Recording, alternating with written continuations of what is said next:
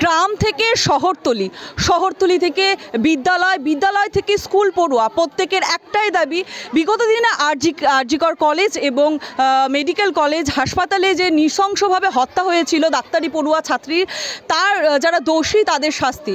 এবং সেই দাবিতেই কিন্তু আলিপুরদুয়ার জেলার 1 নম্বর ব্লকের অন্তর্গত ব্যাংডাঙ্গি যে ফরেস্ট রয়েছে তার সংলগ্ন স্কুল, সেই স্কুলের যারা ছাত্রছাত্রীরা রয়েছে তারা কিন্তু ইতিমধ্যেই আন্দোলনে সামিল হয়েছে। তাদের একটাই দাবি, যারা এই নৃশংস হত্যাকাণ্ডের পেছনে জড়িত তাদের শাস্তিতে। এবার আমরা তাদের থেকেই শুনে নেব যে তারা কি চাইছে বর্তমানে।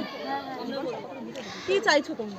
আমরা চাইছি অপরাধীদের কঠোর থেকে কঠোরতম শাস্তি হোক, যাতে এরপরে যারা এই কাজ করার কথা ভাববে তারা যেন তাদের যেন গায়ে কাটা দিয়ে ওঠে, একবারও যেন এই কাজ করার কথা জীবন নিয়ে কোনো দিনও ভাবতে না পারে।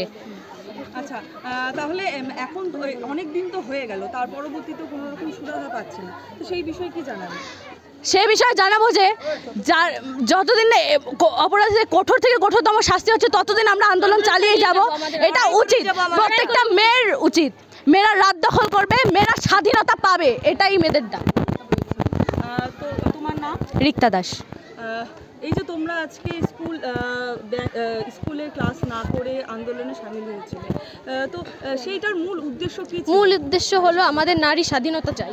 এতদিন আগে স্বাধীন হয়েছে দেশ, এখনও আমাদের কোনো স্বাধীনতা। আমরা রাস্তায় বেরোলে সবাই ভয়, আমাদের টিউশন থেকে বাড়িতে আসি, মা বাবার চিন্তা থাকে, তো আমরা কিভাবে নিরাপত্তা চাই, আমাদের নিজেদের নিরাপত্তার জন্য আমরা এটা করতেছি। হ্যাঁ, এই আন্দোলনটা তোমরা কতদিন চালিয়ে? যতদিন না বিচার, যতদিন জাস্টিস হবে না, শাস্তি পাবে না, মানে যারা অপরাধটা করছে ততদিন আমরা বিচারটা চালিয়ে যাব।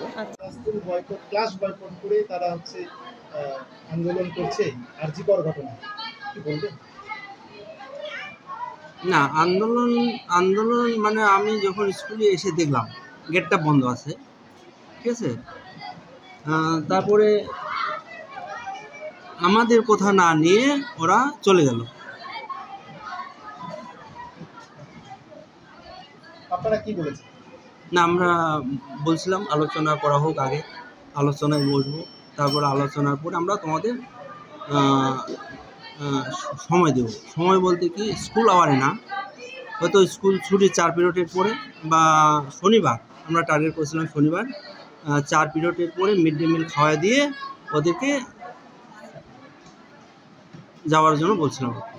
বর্তমানে কিন্তু সারা পশ্চিমবঙ্গ যত সাধারণ মানুষ রয়েছে প্রত্যেকে, এবং তার থেকে রাজ্যের বাইরে, দেশের বাইরে বিভিন্ন যে দেশ রয়েছে তারাও একটাই স্বরে কিন্তু তারা দাবি জানাচ্ছে যে যারা এই ঘটনার পিছনে জড়িত তাদের খোঁজা হোক এবং তাদের দৃষ্টান্তমূলক শাস্তি দেওয়া হোক, এবং এমনই শাস্তি যাতে আগামী দিনে কেউ এই ঘৃণ্যতম ঘটনা ঘটানোর আগে 10 বার হলেও ভাববে।